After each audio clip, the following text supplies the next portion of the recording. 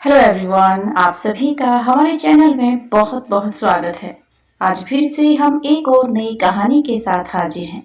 तो चलिए कहानी शुरू करते हैं। तेनाली राम की कहानी। तेनाली का प्रयोग।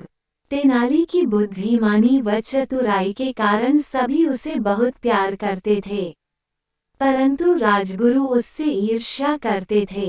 राजगुरु के साथ कुछ चापलूस दरबारी भी थे, जो उनके विचारों से सहमत थे।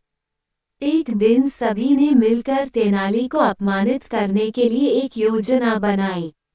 अगले दिन दरबार में राजगुरु राजा कृष्णदेव राय से बोले, महाराज, मैंने सुना है कि तेनाली ने पारस पत्थर बनाने की विधा सीखी है।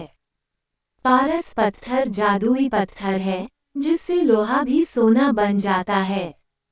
यदि ऐसा है, तो राजा होने के नाते वह पत्थर प्रजा की भलाई के लिए मेरे पास होना चाहिए। इस विषय में मैं तेनाली से बात करूंगा, परंतु महाराज, आप उससे यह मत कहना कि यह सूचना मैंने आपको दी है। राजगुरु ने राजा से प्रार्थना करते हुए कहा। उस दिन तेनाली के दरबार में आने पर राजा ने उससे कहा, तेनाली, मैंने सुना है कि तुम्हारे पास पारस है।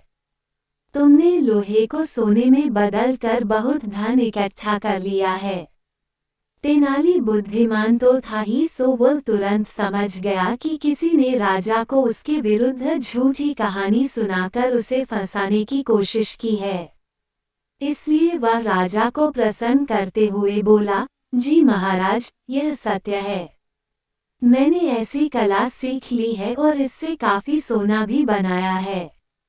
तब तुम अपनी कला का प्रदर्शन अभी इसी समय दरबार में करो। महाराज, मैं अभी ऐसा नहीं कर सकता। इसके लिए मुझे कुछ समय लगेगा। कल सुबह मैं आपको लोहे को सोने में परिवर्तित करने की कला दिखाऊंगा। राजगुरु व उसके साथी समझ गए कि तेनाली अब फंस गया है, लेकिन वे यह जानने को उत्सुक थे कि तेनाली राम इस मुसीबत से छुटकारा पाने के लिए क्या करता है। अगले दिन तेनाली गली के एक कुत्ते के साथ दरबार में आया। उस कुत्ते की पूंछ को उसने एक नली में डाला हुआ था। उसे इस प्रकार दरबार में आता देख हर व्यक्ति हंस रहा था, परंतु यह देखकर राजा क्रोधित हो गए और बोले, तेनाली, तुमने एक गली के कुत्ते को राज दरबार में लाने की हिम्मत कैसे की? महाराज, पहले आप मेरे प्रश्न का उत्तर दीजिए। क्या आप जानते हैं कि कुत्ते की पूंछ को कितने भी वर्षों तक एक सीधी नली में रखें, तब भी वह सीधी नहीं होती। वह अपनी कुटिल प्रकृति को कभी नहीं छोड़ सकती। हाँ, मैं इसके बारे में जानता हूँ। राजा ने उत्तर दिया, महाराज, यहाँ मैं इसी बात को तो सिद्ध करना चाहता हूँ। तेनाली राम बोला, अरे तेनाली, मूर्खों के समान बात मत करो। कुत्ते की पूंछ कभी सीधी हुई है जो तुम मुझसे पूछ रहे हो? बल्कि तुम जानते हो कि तुम इस कुत्ते की पूंछ को सीधा नहीं कर सकते हो, क्योंकि ये उसकी प्रकृति है। ठीक यही तो मैं आपको दिखाना चाहता हूँ और सिद्ध करना चाहता हूँ कि जब एक कुत्ते की पूंछ अपनी प्रकृति के विरुद्ध सीधी नहीं हो सकती, तो फिर लोहा अपनी प्रकृति को छोड़कर सोना कैसे बन सकता है? राजा कृष्णदेव राय को तुरंत अपनी गलती का एहसास हो गया। वह समझ गए कि उन्होंने बिना कुछ सोचे समझे राजगुरु की झूठी बातों पर आंख बंद करके विश्वास कर लिया।